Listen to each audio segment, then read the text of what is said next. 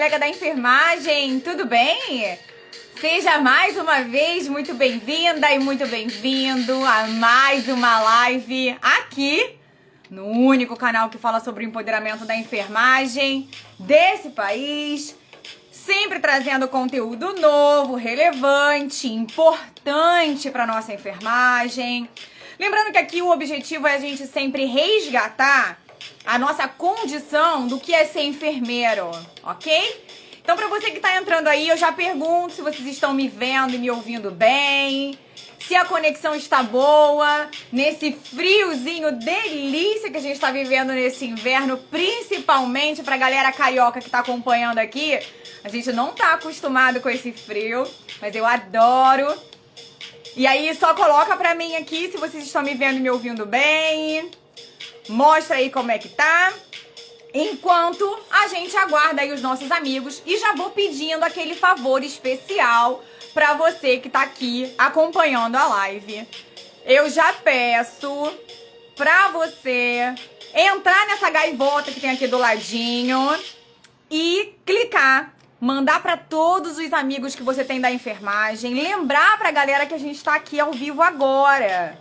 Como eu sempre falo, somos profissionais extremamente atarifados, temos muitos compromissos, né, ao longo do nosso dia. E aí aquele nosso amigo pode dar uma esquecida, tá fazendo uma outra coisa. Então a gente ajuda a lembrar ele que a gente tá aqui agora, conversando ao vivo. Então manda aí pros seus principais amigos, lembra pra galera que você tá aqui querendo saber novas informações. Então pra todo mundo que tá chegando e que tá entrando, eu dou o meu boa noite muito especial.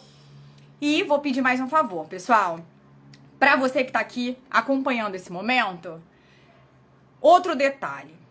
Compartilhar a live significa que você é uma pessoa tão empoderada que você compartilha conhecimento. E aí a gente fala tanto da desunião da enfermagem e eu vejo poucos colegas realmente compartilhando e agregando. Então vamos mostrar que a gente é diferente e compartilhe essa live, por favor. E vocês sabem que eu sou super carente aqui no Instagram, então larga o dedo no coraçãozinho todas as vezes que a gente falar alguma coisa que seja realmente importante, que represente o que você tá sentindo, o que você tá pensando e o que você vive. E claro, tá aberto o chat, pode mandar bastante perguntas, vamos mostrar pra nossa brilhante convidada que tá dispondo aí o seu horário pra estar conosco, o quanto que a gente tá interessado no assunto. Então manda as dúvidas mesmo, não tenha medo de perguntar. Então, enquanto a gente tá aqui aguardando a nossa brilhante comentários abertos, pode mandar bastante pergunta, compartilha com seus amigos, larga o dedo no coraçãozinho e vamos começar. Boa noite! Boa noite. Boa noite, tudo bem, enfermeira Daniele? Tudo bem.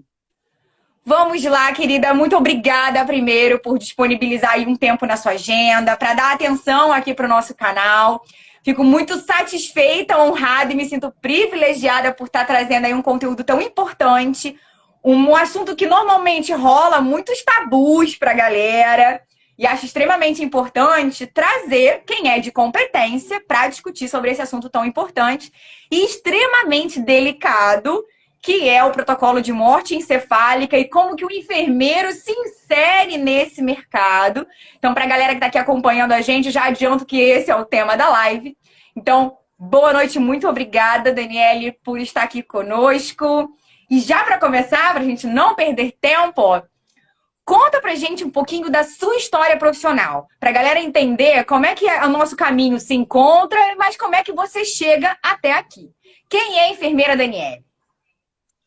Então, sou formada desde 2006, né? E sempre vivi alguns momentos difíceis. Eu tive que fazer uma cirurgia no meio da minha trajetória profissional e eu tive uma parada cardiorrespiratória por 6 minutos. E os médicos até falaram com a minha mãe que eu posso ter que voltar a aprender um monte de coisa, que não sabia o que tinha lesionado, mas até então eu voltei, fiquei tudo bem, E continuei minha jornada, minha trajetória aí na faculdade, consegui me formar. E sempre trabalhei com a terapia intensiva.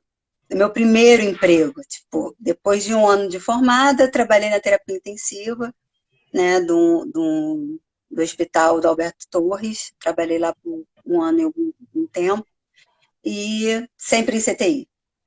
Até que apareceu uma oportunidade depois de eu assumir a gerência de enfermagem, né, sendo responsável técnica de uma clínica onde CTI, emergência, clínica médica. Aí até eu estar aí envolvida no transplante, que é no CTI de transplante. Foi aí que começa realmente a minha trajetória, né, que eu posso dizer para você que foi onde eu me achei. E foi aí que a gente se achou. Porque eu fiquei extremamente surpreendida, e a gente está sempre aprendendo, eu sempre falo isso para todo mundo que acompanha, nós não somos donas da razão e nem quero ter essa ousadia, mas foi assim que eu encontro enfermeira Daniele. Num desses encontros de CTI, estava eu também trabalhando, e fomos conectadas a partir de um colega em comum, que naquele momento veio dar uma super aula sobre protocolo de morte encefálica, e aí ele me passa o contato dessa mulher brilhante, super empoderada, para falar sobre esse assunto pra gente. Então, Dani, já aproveitando aqui, ó, o pessoal super feliz falando, a Raquel manda, enfermeira Daniele, uma das melhores profissionais que já encontrei. Hoje sou enfermeira e tive a grande felicidade de ser técnica dessa profissional top. Olha, isso é reconhecimento profissional, eu acho isso incrível, gente. Obrigada pelos comentários, eu acredito que a enfermeira Daniele vai ficar super feliz de ouvir isso. Ó, um monte de gente, amigos, seguidores, boa noite para todo mundo. Obrigada. Como é que você se sentiu aí agora ouvindo essa publicação aí ao vivo? A Raquel foi realmente foi minha técnica no hospital transplantador. Hoje ela trabalha em um outro hospital transplantador, mas que eu tenho um carinho enorme por ela, realmente. Gente, desculpa que a minha voz está meio assim por causa do tempo, tá? Imagina, acabei de falar isso. Não estamos acostumados com esse frio, né? Não. Dani, já tomando a liberdade de chamar de Dani, olha que absurdo. Enfermeira Daniele, olha, Marcelo Derru, amigo, boa noite. Marcelo falando, Daniele, muito sagaz. Olha isso! Bacana, bacana. É bom a gente tá... Ó como é que a gente conecta pessoas legais. Dani, conta pra gente, então. Marcelo me ajuda muito. Marcelo me ajuda muito também. Maravilhoso. Esse cara é top demais. O que te despertou, já que você tá falando da sua trajetória profissional e a gente tá falando da terapia intensiva e de um assunto, né, de um tema bem delicado, o que te despertou, então, para ingressar nessa área da doação, da captação de órgãos? Então, quando eu comecei a trabalhar no CTI de transplante, que é onde recebiam os pacientes transplantados, eu comecei a buscar de como é a trajetória desse órgão, né? Como esse órgão chega até a gente, como é tudo isso, como é essa vida. Mas eu nunca fui buscar tanto a fundo, até que dentro mesmo da minha unidade possui uma OPO, que é a Organização de Procura de Órgãos, que presta serviço para o PET, que é o Programa Estadual de Transplante do Estado, e me convidaram para fazer parte, né, ser plantonista nesse processo todo. Então, confesso que fiquei com muito medo, que era tudo muito novo, eu tenho medo do novo, né? E eu não sabia, eu não sei o que eu ia fazer, né? Como eu ia. Então eu tive que engolir resoluções, legislações, leis federais que falam sobre o assunto. Então a gente fica naquela questão de não vou precisar saber, para que eu quero saber de lei? Para que eu quero saber de resolução? E a gente precisa saber.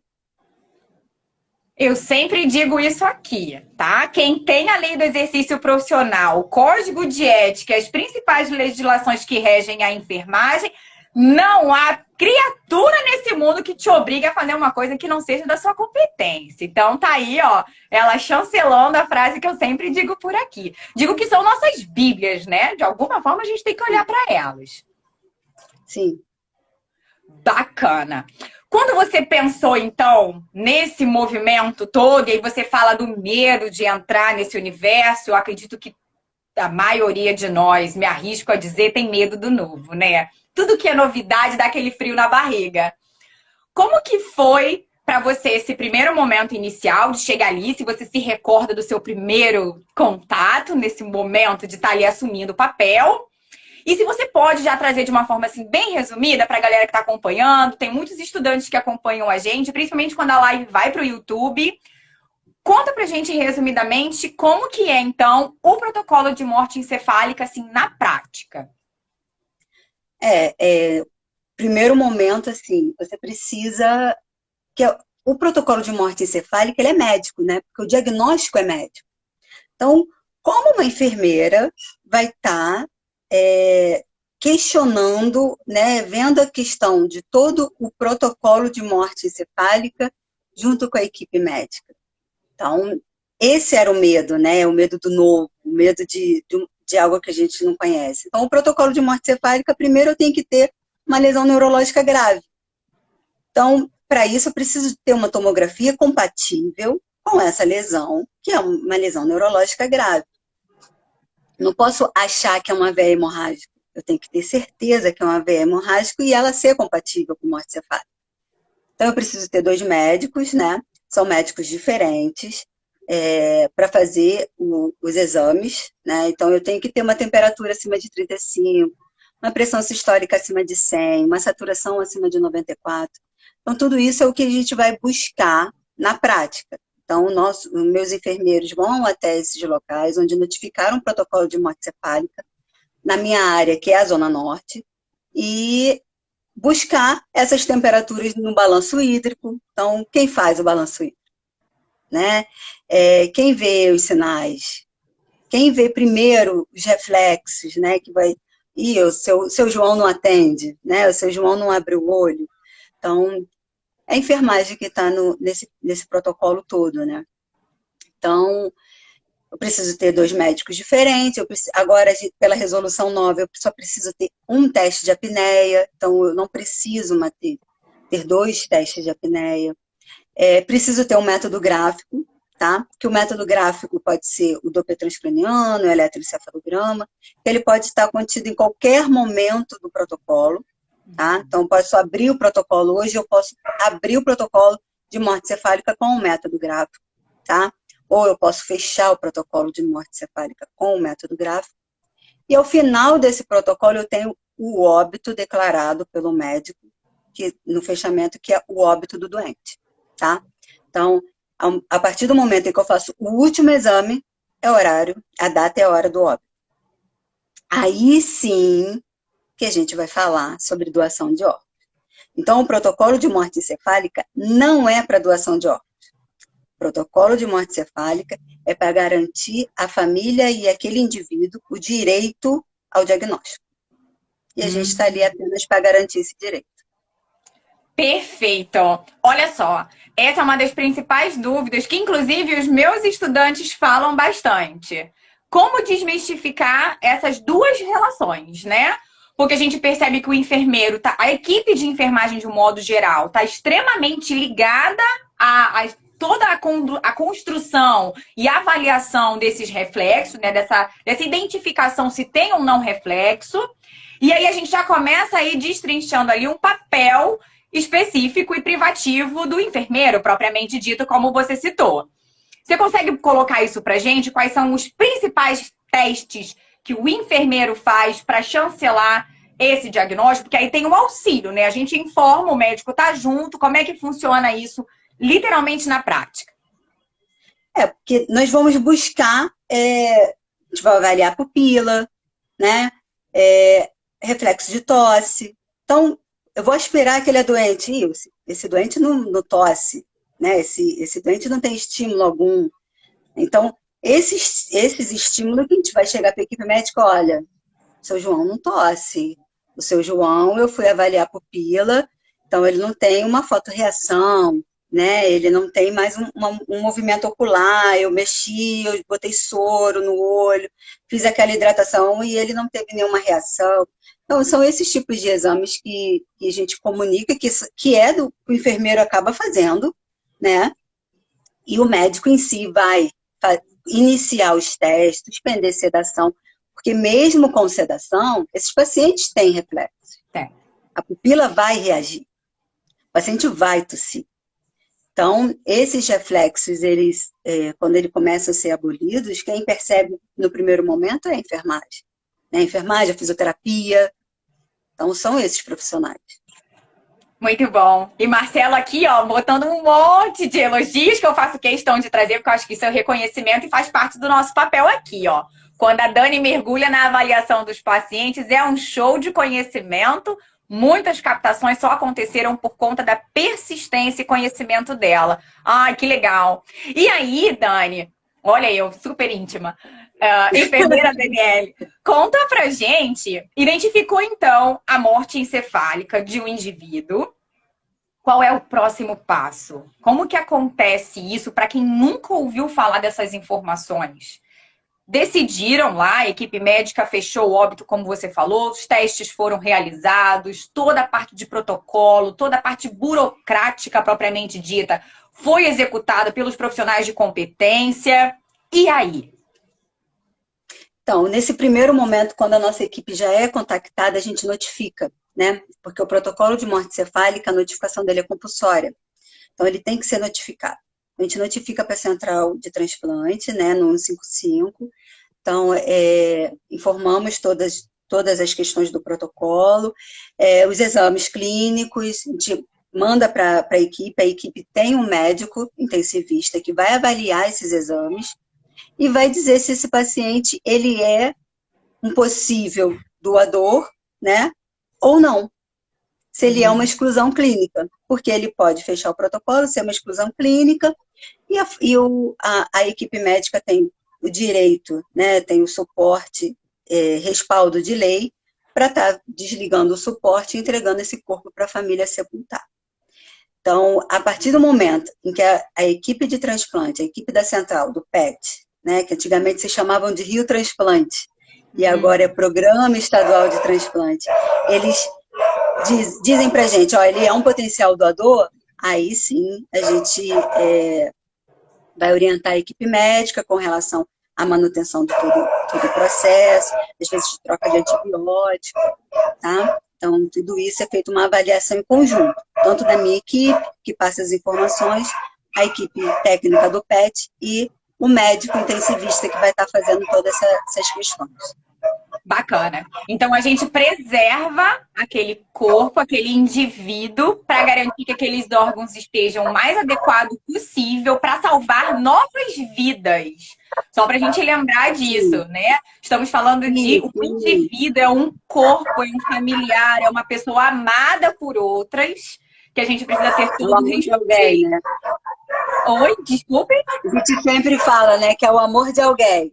Isso! Era essa frase que eu queria lembrar. É o amor de alguém e que a gente precisa garantir toda a nossa competência estratégica, profissional e ética para garantir que aquele corpo tenha todas as formas adequadas de ser velado pela sua família, de ser despedido dos seus entes queridos e que a gente precisa trazer, eu acho que o grande lance, o meu grande objetivo com essa live, enfermeira Daniele, é de mostrar para as pessoas que a condição de captação de órgãos, de doar os órgãos do seu familiar, né, em algum momento que possa acontecer, todos nós somos potenciais pacientes, eu sempre digo isso, que a gente possa salvar vidas mesmo num ato desse. E esse é o grande lance, eu acho que esse é o grande ponto principal, auxiliar novas vidas, ajudar novas vidas e que nós, como profissional da saúde, enfermeiros habilitados e com competência técnica para tal, podemos orientar as pessoas a fazer esse movimento também, né? Sim, sim, claro. O que a gente vê é exatamente isso, né? A maioria das pessoas que negam, né, as famílias que negam a doação, é por falta de entendimento do protocolo. Então, se a gente tiver profissionais capacitados para estar orientando quanto todo o protocolo, como é feito o primeiro exame, como é feito... Então, assim, dando uma orientação com uma fala adequada, porque o que a gente mais usa é a nossa fala técnica. E é muito difícil você tirar essa fala técnica para falar com a família.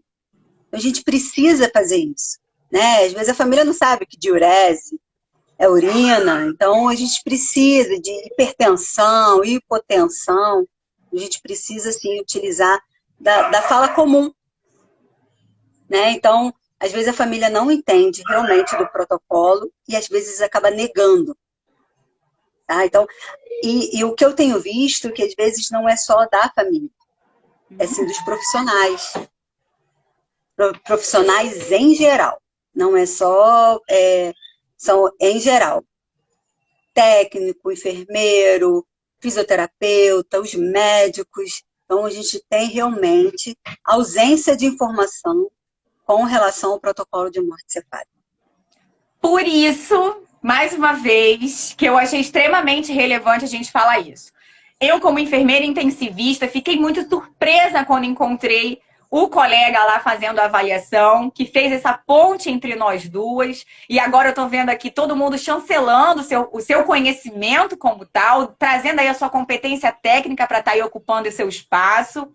E eu percebi que eu tinha desafios técnicos e de conhecimento mesmo sendo especialista. E por isso que eu achei tão relevante trazer essa live aqui. Porque eu me coloquei no lugar de tantos outros enfermeiros que podem estar vivendo uma situação dessa e não sabem lidar com a situação, principalmente porque a gente está muito próximo à família e a família vem indagar a gente logo na sequência desses eventos todos. Então, esse é o grande X da questão. Mostrar para os nossos colegas que existe um protocolo, que existe seriedade, que existe respeito e responsabilidade no processo. Existem um monte de tabus, vários mitos sobre esse assunto e que eu penso que vale a pena a gente discutir isso como profissional, porque a nossa saúde mental agradece e a gente também vai estar mais segura e confortável quando isso acontecer próximo a gente ou, infelizmente, mas a gente não sabe, se acontecer com algum familiar nosso, né? Sim, sim. Exatamente. Como já aconteceu, né? Já aconteceu até uma questão na nossa família, né? Assim, o meu cunhado na minha área e eu tive que avaliar sobre o protocolo de morte cefálica dele. Então, né? Então a gente não sabe. Hoje eu sou uma avaliadora. Amanhã eu posso ser uma família. Exato. Esse é o grande ponto. Grande ponto. Ele está colocando aqui, ó. Já ouvi familiar falando que não iria permitir doação porque os órgãos seriam vendidos e etc. E o enfermeiro intensivista e o PET tem esse papel de esclarecimento. Ótima fala, Elise. Eu acho que a gente vê tanto filme, tanta coisa louca no mundo falando sobre isso, que as pessoas ficam realmente temerosas, receosas do que vai acontecer com o corpo do seu familiar, né? E aí acha que vai ficar, de alguma forma, atroz para o momento do velório. Então, a gente sabe, hoje, Dani, me corrija, por favor, se eu estiver falando alguma coisa equivocada, esses órgãos, eles são captados e o corpo fica completamente íntegro e apresentável para que o velório aconteça, desde que não tenha restrição para ser caixão fechado, falando assim, bem abertamente. É isso, Dani? Sim, exatamente. E a pessoa que estiver entrevistando, o profissional que estiver entrevistando essa família, ele assina junto com essa família, se responsabilizando por esse corpo, né? Falando assim, a grosso modo.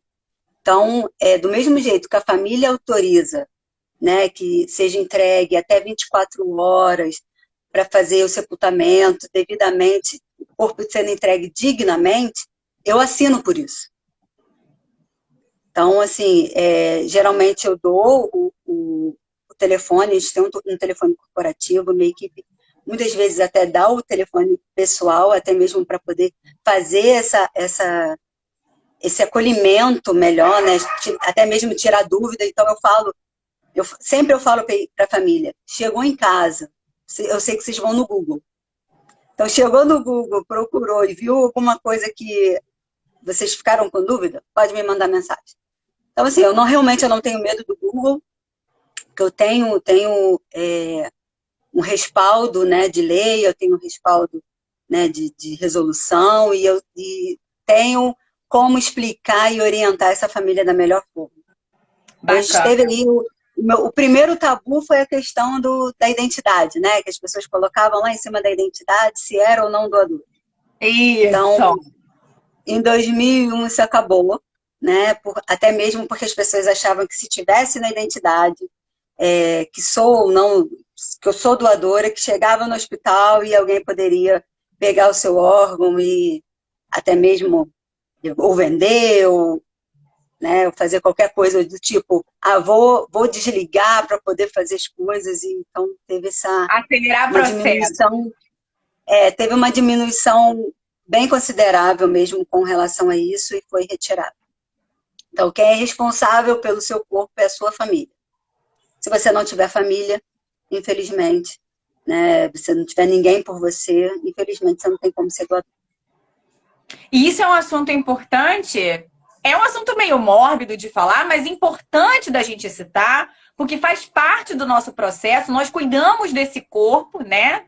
A gente cuida daquele indivíduo até ele ter oficialmente o óbito declarado. E acho também importante nós, como profissionais de saúde, conversar isso com os nossos familiares, né? A gente não sabe quando vai chegar a nossa hora. E é importante a gente dizer quais são os nossos desejos fúnebres, vamos colocar assim, né? A gente precisa falar sobre o processo de morte e morrer, inclusive o desejo de doar ou não os nossos órgãos. Então, acho que essa live tem muita repercussão e deveria, assim, ser assistida em todos os momentos da graduação, sabe? Para a galera lembrar sempre dessa condição de que nós somos seres vivos e que para todo ser vivo tem o processo de morte na natureza. Marcelo Derru falando mais uma vez. É a ciência respaldando os profissionais e familiares até o último instante da vida. Perfeito. Perfeito. Sim, Dani, quer colocar? a gente precisa realmente conversar com a nossa família, porque a gente planeja tudo. A gente planeja se eu for mãe, como eu vou casar, e a única certeza que nós temos é a da morte. A gente não sabe se a gente vai ter filho, a gente não sabe se vai conseguir se formar, a gente não sabe nada referente a qualquer outra situação. Mas a gente sabe que vai morrer. Mas é uma coisa que a gente não quer falar. Uau! Então, me arrepiou.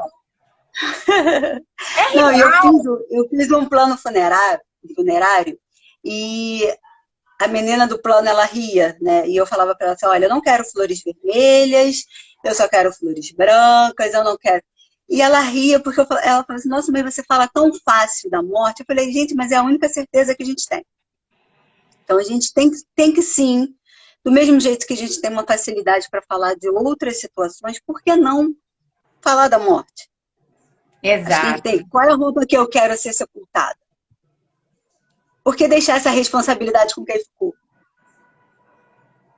E num momento de tanta dor, né? Porque quem perdeu um ente querido muito próximo, principalmente nessa situação de Covid que a gente está vivendo, é um momento de muita dor. São escolhas muito desafiadoras, todo esse processo fúnebre, né? De estar ali velando e levando aquele processo do enterro, do sepultamento.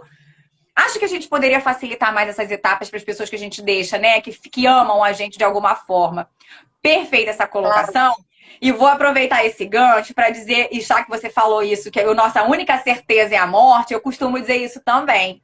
Que mesmo a gente engravidando, né, nós como mulheres, decidindo ter um filho, a gente não tem ainda a certeza que mesmo no processo de geração da vida, ali vai ter vida. Ele pode nascer morto, né, que a gente chama de natimorto. Então a morte, ela é uma certeza independentemente do momento e da etapa da vida que a gente esteja vivendo.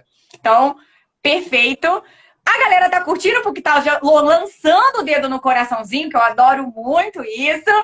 Dani, vamos passar para a próxima pergunta, que eu tenho um monte de curiosidade para tirar com você. Eu acho que a gente ficaria aqui mais do que uma hora, com certeza. Mas eu gostaria de fazer uma pergunta um pouquinho capciosa. Qual foi o maior desafio da sua carreira nessa área? Eu já tive alguns, né? São 5 anos aí oficialmente, né, dedicada ao processo. Então, eu já tive alguns. e alguns difíceis, bem difíceis, né? Porque a gente lidar com vários tipos de situações. São mães que perdem filhos, né? Seus filhos únicos, seu único filho, filho único que perde seus pais. Então, assim, são situações bem complicadas. Mas uma das situações assim mais marcantes assim para mim foi de um bebê, né? Não sei se o Marcelo vai lembrar disso aí. Foi um bebê de 1 ano e pouco, onde a mãe tinha 16 anos. E a mãe, ela, o tempo todo muito serena, e ela falou que ela queria ser doadora. Logo no primeiro momento que foi falado sobre a suspeita de morte cefálica, ela falou que ela queria ser doadora. E a avó materna, disposta, junto com ela, a gente explicou todo o protocolo e ela aceitando nessa questão de ser doadora. E quando fechou o protocolo, a gente não conseguia manter a saturação, a gente não conseguia manter essa criança ventilando. E a gente sabia que a gente ia perder. E o tempo inteiro a família falando que não, que ele ia resistir, que ela queria ajudar outras crianças. E a gente foi até o final com essa criança ambuzando. A gente ficou ambuzando, a gente revezou, a gente ficou por horas, para ver essa equipe captadora chegasse. A gente ficou cerca de 4 horas ambuzando até que eu falei, gente, não dá mais, assim, não é para ser. Porque tem coisas que não é para ser. Essa criança começou a instabilizar a partir do momento em que a mãe assinou a documentação. Não sei te explicar. A mãe assinou e essa criança começou a estabilizar. E a gente querendo fazer a vontade da mãe. Mas será que, de alguma forma, a gente estava fazendo a vontade, não sei, dessa criança? Então, assim, estabilizou, essa criança parou e, assim, foi um momento difícil porque a gente estava ali naquele momento fazendo essa situação. Uma outra situação também foi de criança. Para mim, criança é a pior situação, tá? Eu não consigo muito trabalhar com criança. E uma mãe que ela estava perdendo o segundo filho para a morte cefálica, né? Foi uma meningite pneumocócica. E o primeiro momento, ela já tinha vivido esse processo de morte cefálica na primeira vez da filha, né? Filha mais velha de 2 anos. E ela estava vivendo isso pela segunda vez do filho de 1 ano e 8 meses. Na época, meu filho também tinha 1 ano e 8 meses. Então, eu fiquei mal com aquela situação.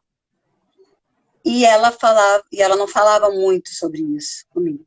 Até o momento que eu conversei com ela e ela pediu para me explicar melhor, e eu expliquei, e ela me agradeceu e fomos conversar. E o pai super decidido, não, eu vou doar, porque meu irmão está numa fila, aguardando por um órgão, e a mãe quieta. E toda a família aceitando aquela situação. Até que o momento me deu assim um estalo e eu falei, não, eu não posso. Ela, não, o que meu marido decidir, está decidido. Eu falei, não, eu não posso deixar que isso aconteça. E eu cheguei para ela e falei assim, você, qual é o seu sentimento? Você tem a vontade de doar?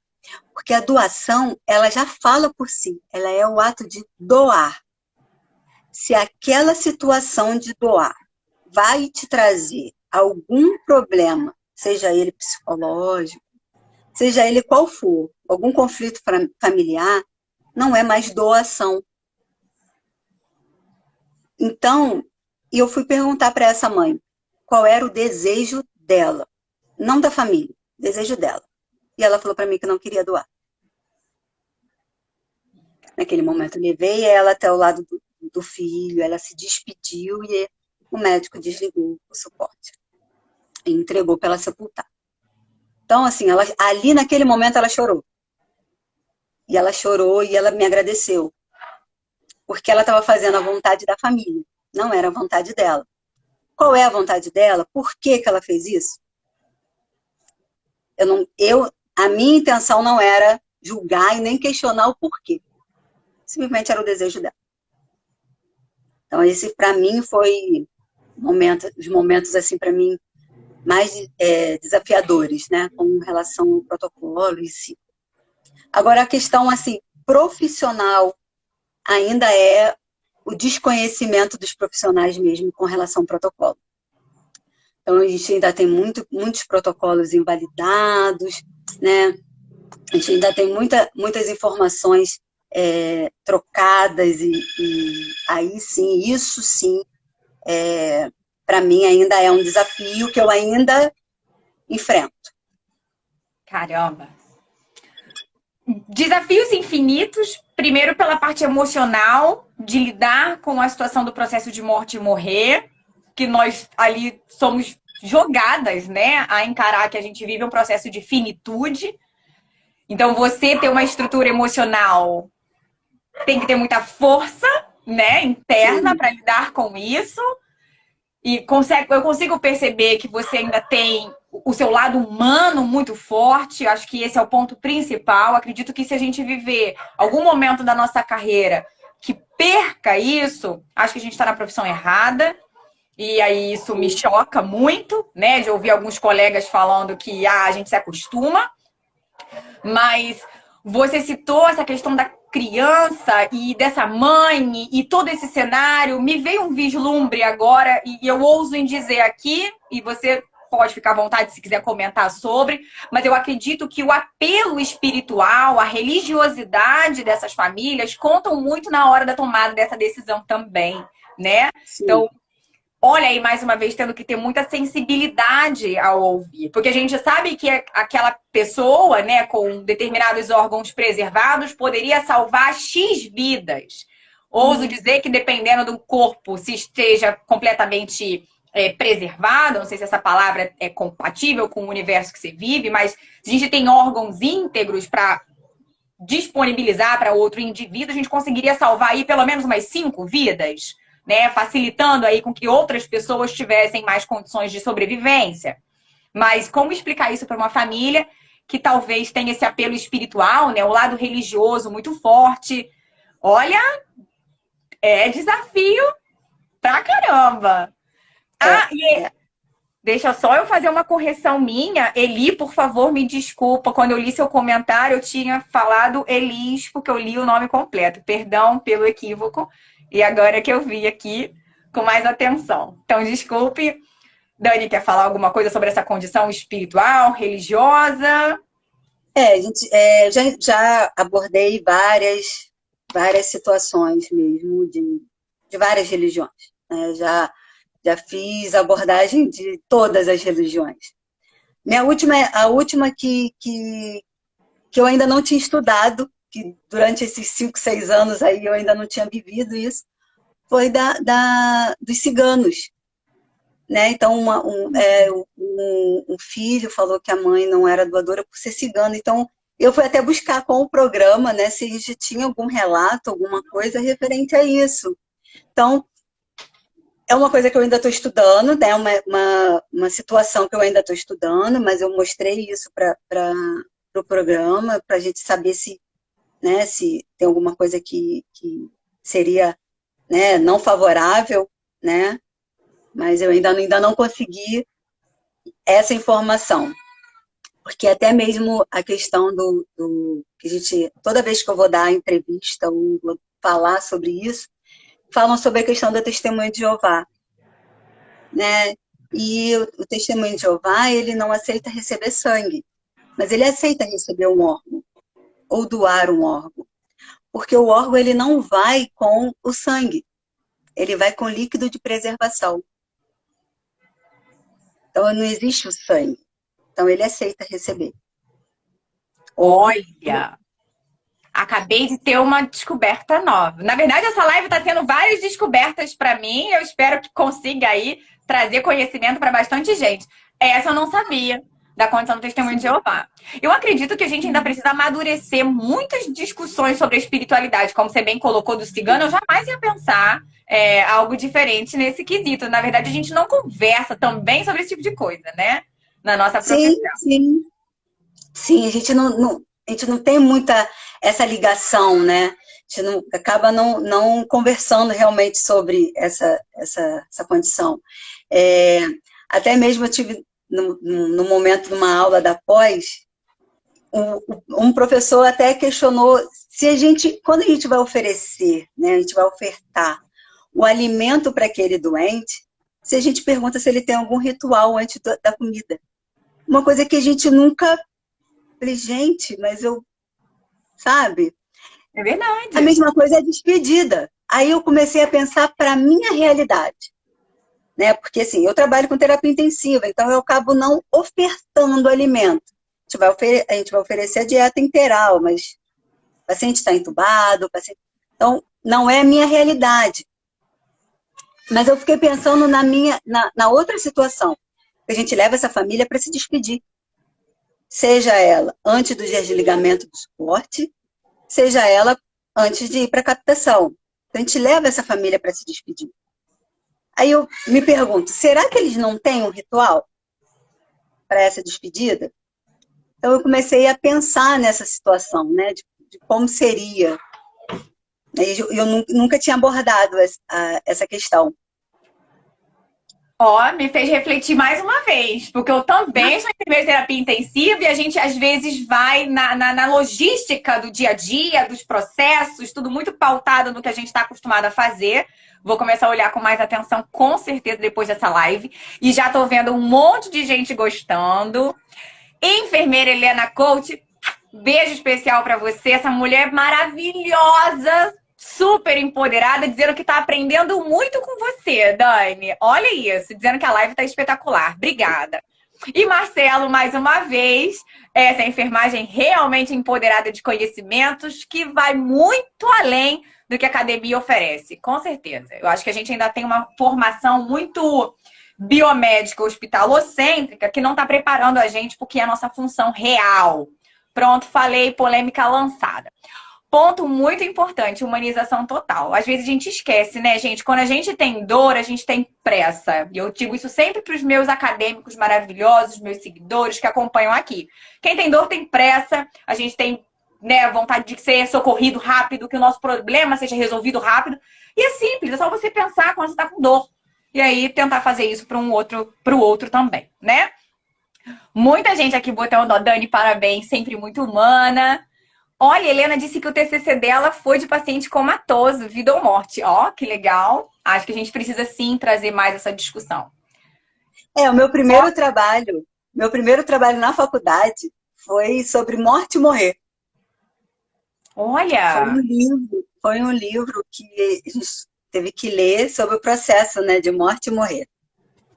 E aí a vida vai e te faz dar uma voltinha e tá aí agora trabalhando com isso. Olha que legal. Eu acredito muito nessa coisa dos encaixes, sabe? E aí, falando disso, enfermeira Você Daniele... levantar aqui um pouquinho só para botar o telefone para carregar. Claro, ó. Dani tá colocando aqui, ó. Melhor enfermeira do mundo. O outro Dani falando de você, Dani. Tô adorando os feedbacks, gente. Isso é sinal que a gente escolhe bem as pessoas que estão passando aqui pelo canal. Agora, queria que você falasse um pouquinho para a galera que está pensando em entrar nessa área, que se interessou ou que gostaria de saber um pouco mais sobre esse assunto. O que você pensa que você pode dizer aí com toda a sua expertise de gestora, coordenadora de área? Agora eu vou usar um pouquinho suas habilidades profissionais para trazer aí bastante informação para a galera que está no início da carreira ou querendo mudar mesmo de área, fez uma especialização e está pensando em fazer outra. Quais são as estratégias desse mercado aí na enfermagem? Por onde começar nessa área? O que você pode dar aí de dica para o pessoal? Então, nós temos no programa mesmo, né? Tem o site, onde tem todos os cursos. Tem o curso de manutenção de potencial doador, tem os cursos, né, que capacitam, né, para você fazer os exames, tá ali orientando sobre essa questão toda. Tem o curso de busca ativa, né, que é um curso novo que o programa colocou. Então, como buscar, né? Porque às vezes esse paciente está lá, jogado, sem reflexo, mas não tem tomografia, não tem nada. Então, como buscar?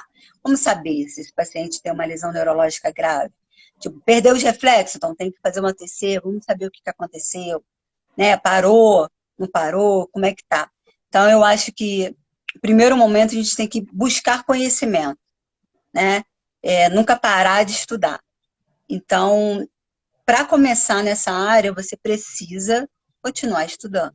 Então, tem alguns cursos voltados para a nossa área. A gente não tem, tinha, né, um curso a pós-graduação do processo, que fala sobre o protocolo, fala sobre a captação.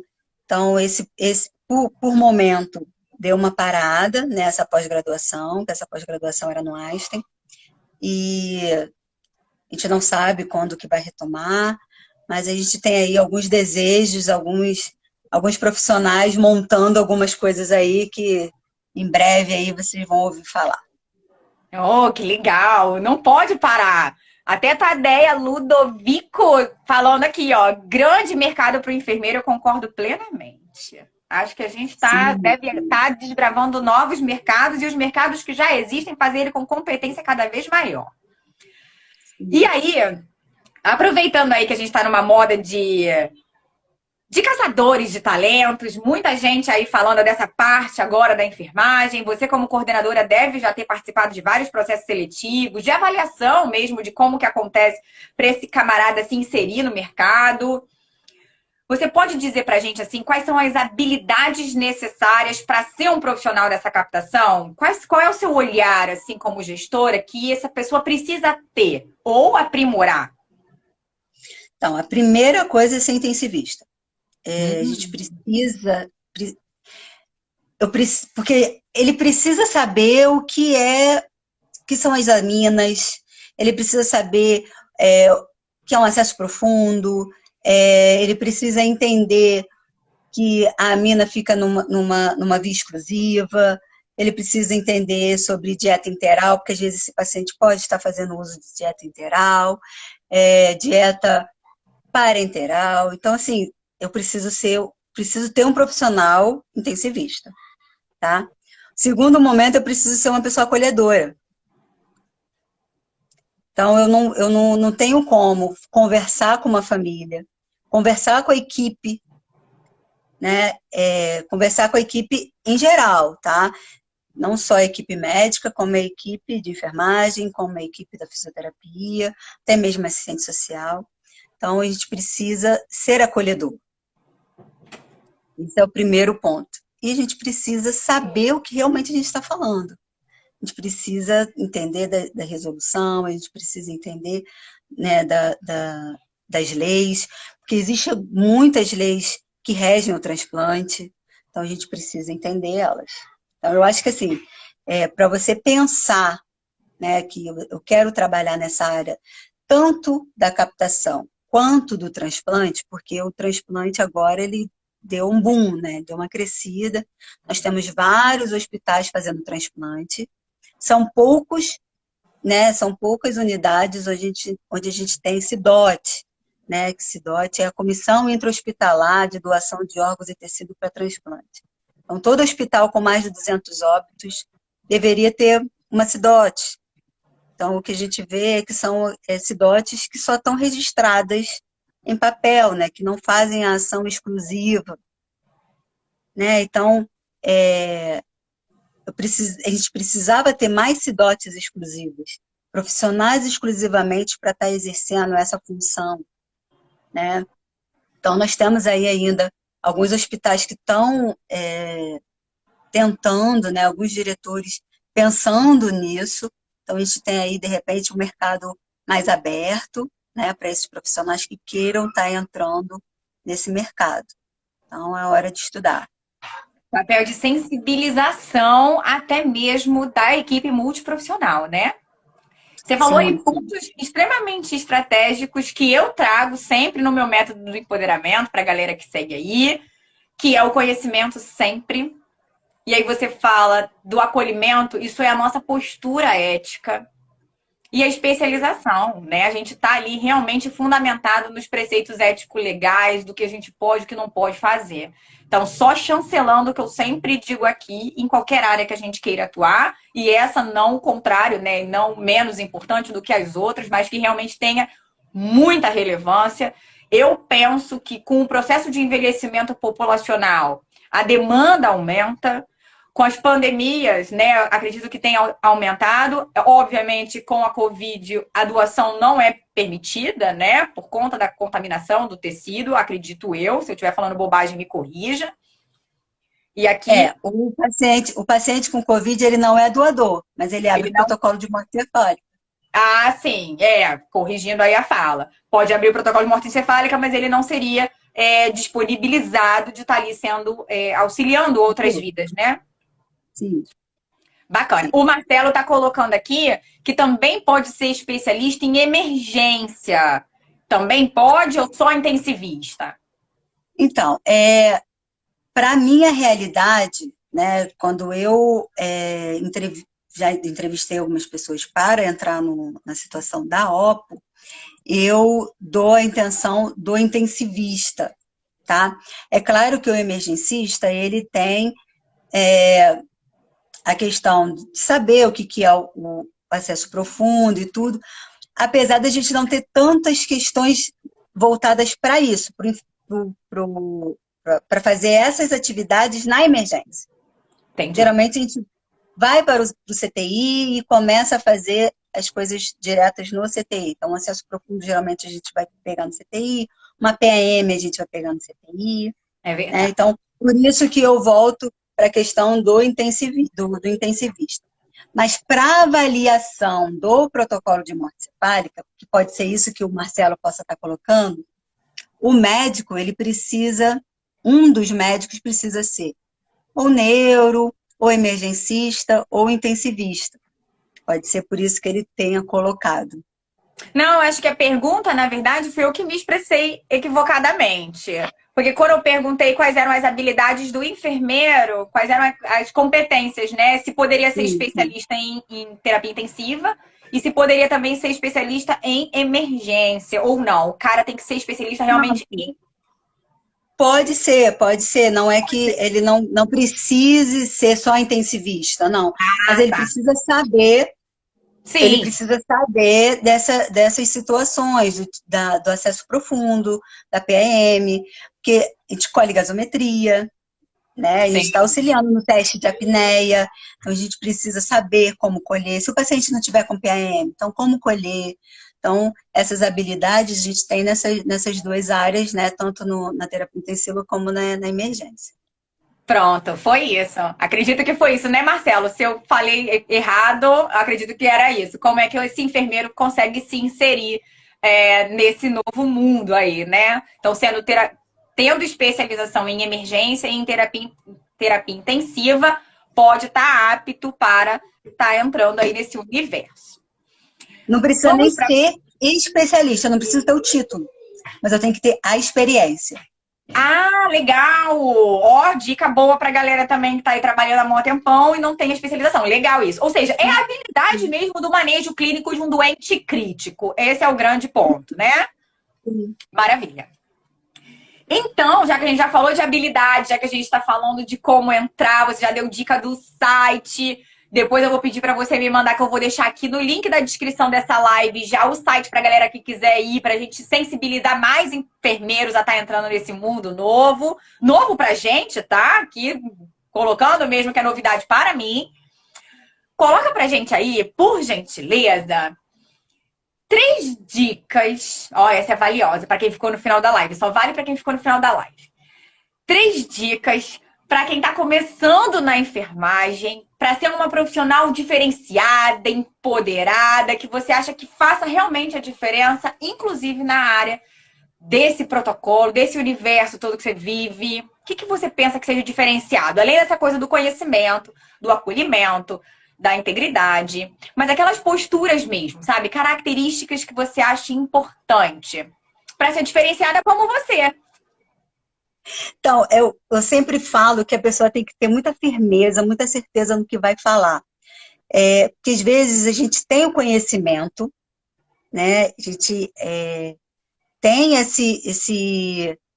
sabe do que está falando, mas na hora de se expressar, ela se expressa de uma maneira que possa deixar duvidoso.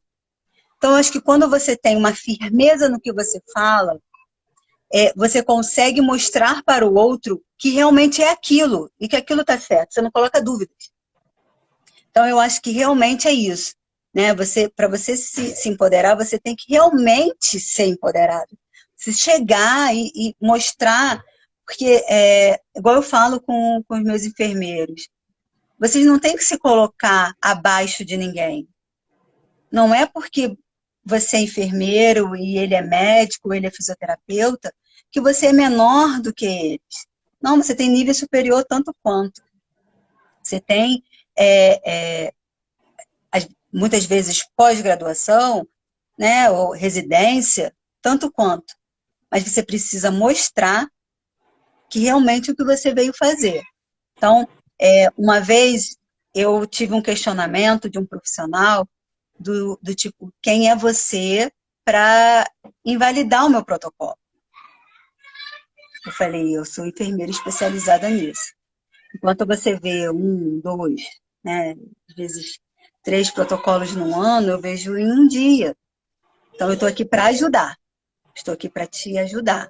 Não sou eu que faço o diagnóstico, eu estou aqui simplesmente para te auxiliar. Então, é muito difícil você, como enfermeira, ter que carimbar e invalidar um protocolo e explicar o porquê que você está invalidando. Então, para isso, você realmente tem que saber o que você está fazendo.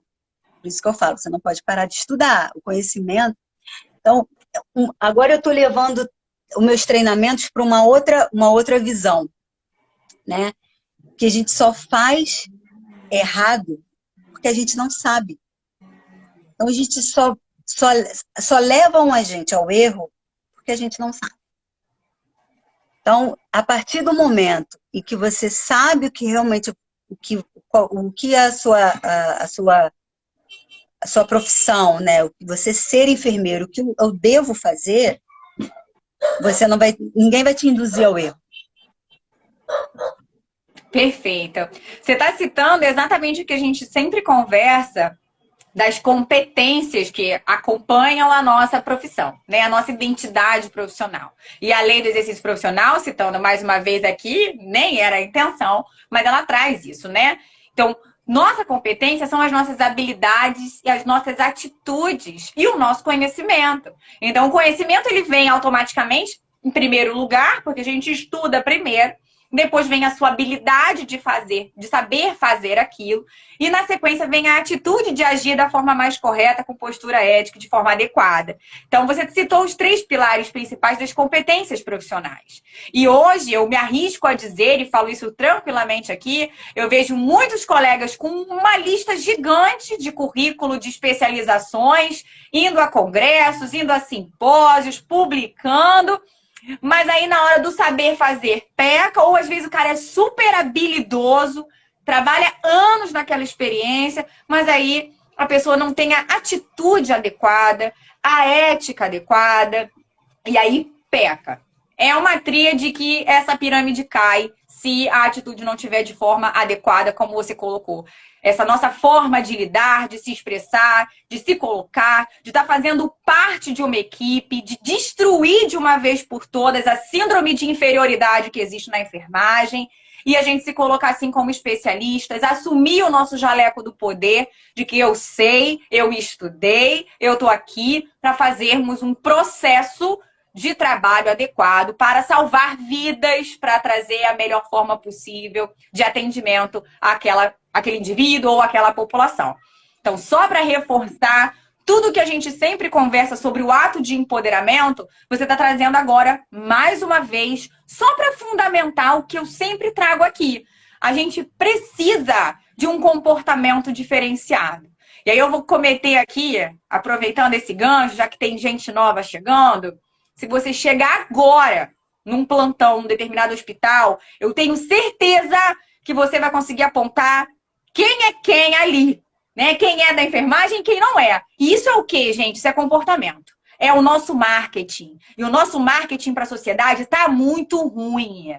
E aí a sociedade não reconhece a gente, não valoriza a gente, não respeita a gente. Então, cuidado como você se coloca, já que ela está falando disso. Me senti à vontade de falar, enfermeira Daniele. Quer colocar mais alguma coisa? Eu vivi uma situação com um enfermeiro.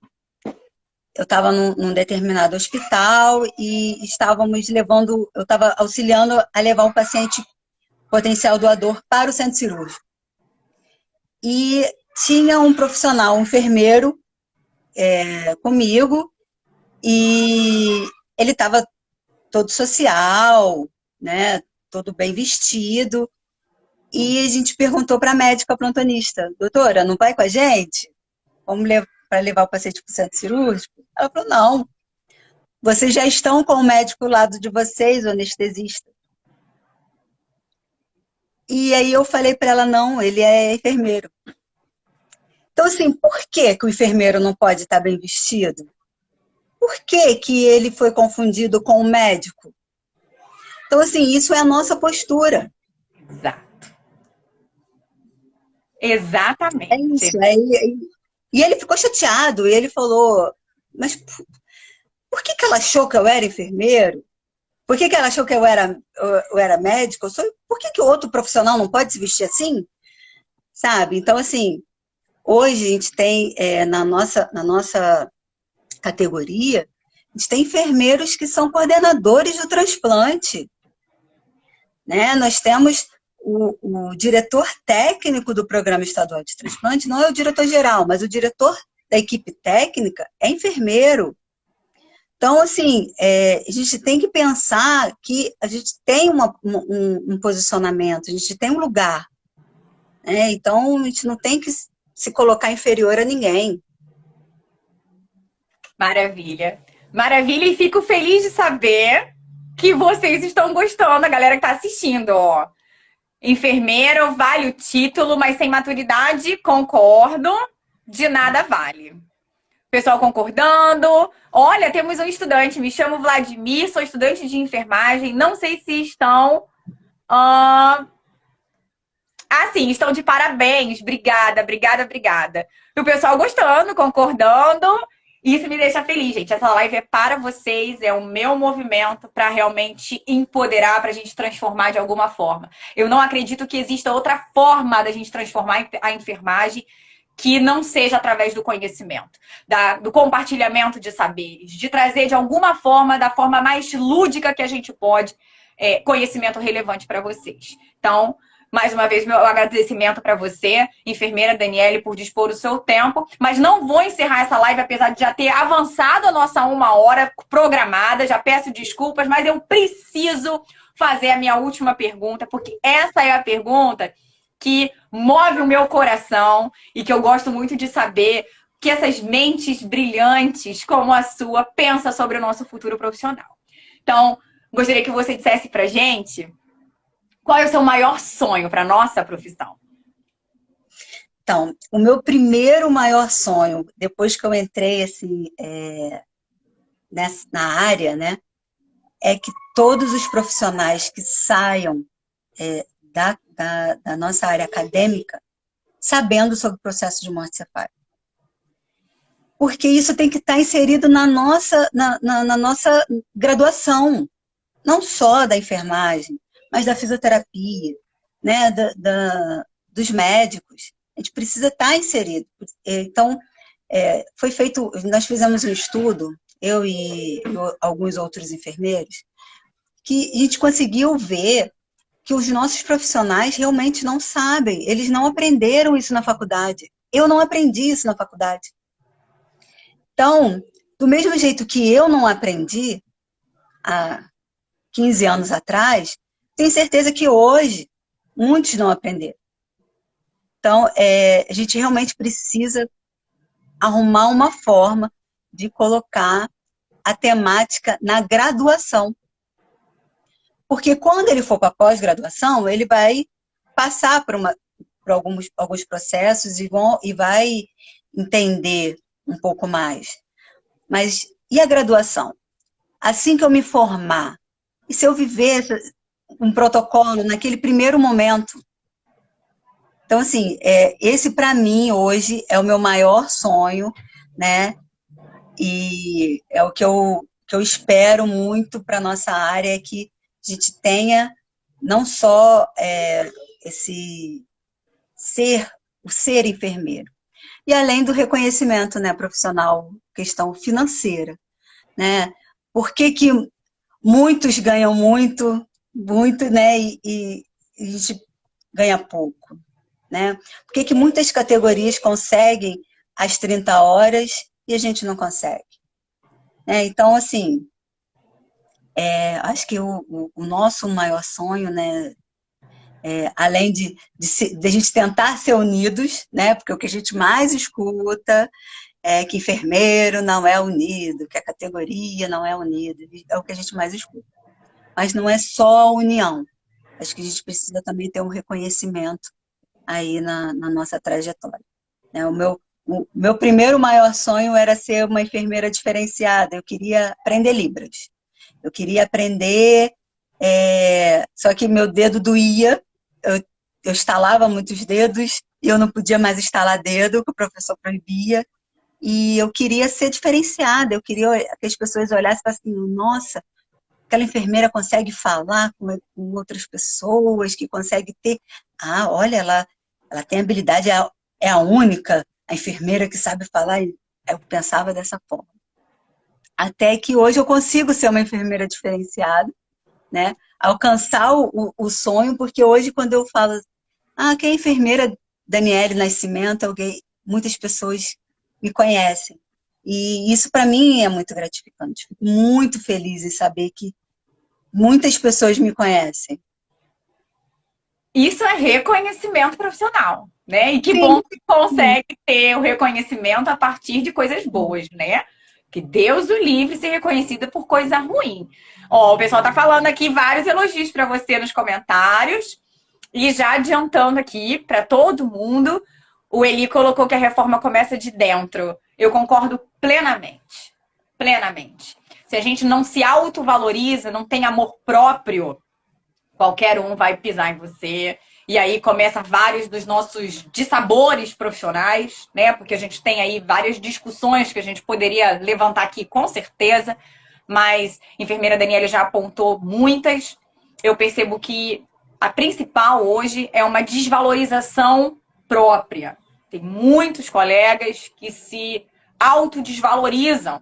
E como eu falei da questão de chegar agora no setor, e você consegue sim perceber quem é quem, por quê? Você é o seu marketing. Eu tenho um vídeo desse lá no canal do YouTube, Você é o seu marketing, onde eu falo sobre isso, né? E é exatamente isso.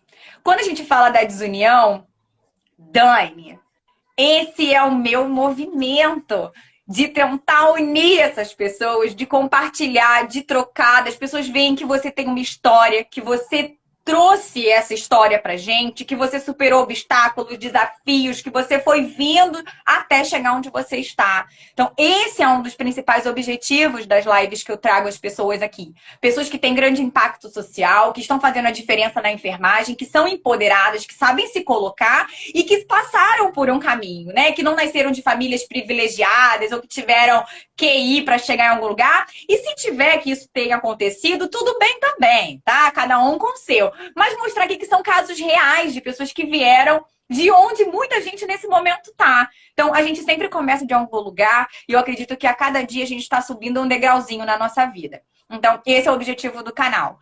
Empoderar pessoas, mostrando que nós conseguimos fazer a diferença, cada um no seu espaço. Eu espero que daqui a pouco a gente consiga fazer uma onda, assim, sabe? Uma avalanche de informações positivas para nossa enfermagem. E que elas reconheçam que existem, sim, enfermeiras empoderadas nesse momento, atuando aí, às vezes, do lado delas e elas não reconhecem. Então, sim, ó... nosso primeiro momento, que, não querendo passar muito do seu horário, o primeiro momento que a gente acaba desvalorizando é quando a família ela chega pra gente e fala assim, eu queria saber do seu fulano de tal. E a gente fala assim, não, isso aí é só com o médico. Por quê? Por que é só com o médico? O diagnóstico é com o médico. Exato. Mas ela quer saber se ele conseguiu se alimentar, se ele conseguiu ir tomar banho sozinho, se como ele tá emocionalmente. Por que a gente não pode falar? Por que o acolhimento tem que ser só com psicólogo ou assistente social? Por que a gente não pode dar informações do doente se ele também é nosso doente? Exato.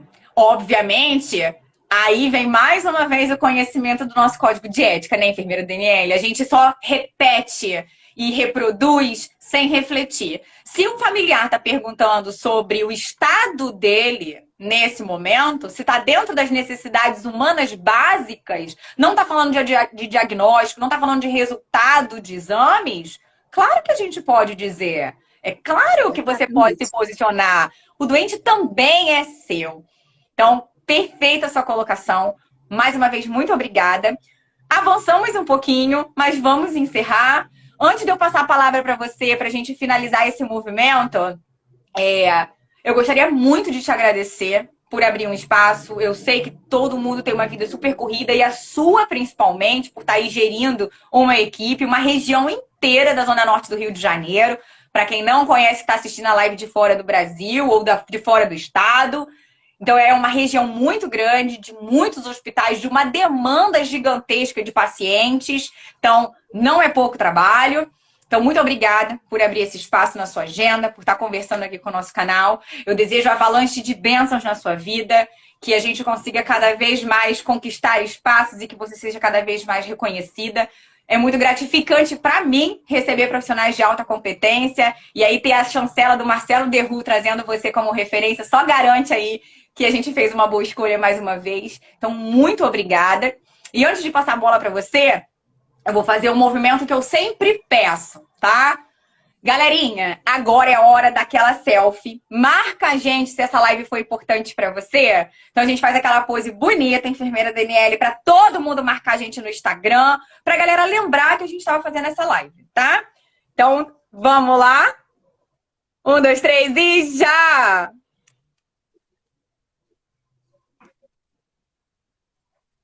Foi! Espero que todo mundo tenha tirado. Marca a gente lá no Instagram, que tá rolando coisa legal no próximo mês para vocês que estão acompanhando o canal aqui.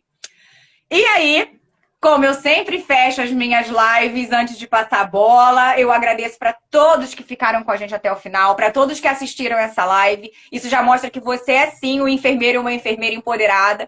Você poderia estar assistindo qualquer coisa aqui na internet, assistindo Netflix, assistindo Amazon Prime, procurando qualquer coisa, rodando dedinho para cima, vendo um monte de bobagem, mas você ficou aqui. Isso mostra que você tem sede de conhecimento, que você quer fazer a diferença na sua carreira. Então, meu muito obrigado para você que está aqui com a gente até agora. E Dani, a palavra é toda sua. Eu só tenho mesmo que agradecer e fazer com que as pessoas pensem mais, né, no protocolo e no atendimento, não só a essa pessoa que está ali, né, numa situação de abertura de protocolo, que pode ser para doação ou não, né, e que a gente nunca julgue, né, a decisão dessa família. Então, para mim, é só mesmo que tenham profissionais acolhedores, profissionais que realmente olhem para o outro, né, e é isso que eu tenho mesmo para dizer para vocês.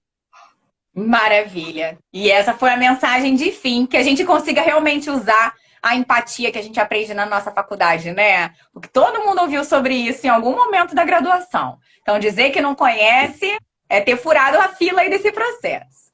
Dani, mais uma vez, muito obrigada, verdadeiramente. Muito sucesso na sua carreira, que você conquiste todos os seus objetivos, que 2021 ainda seja um ano de grande repercussão na sua vida e na sua carreira.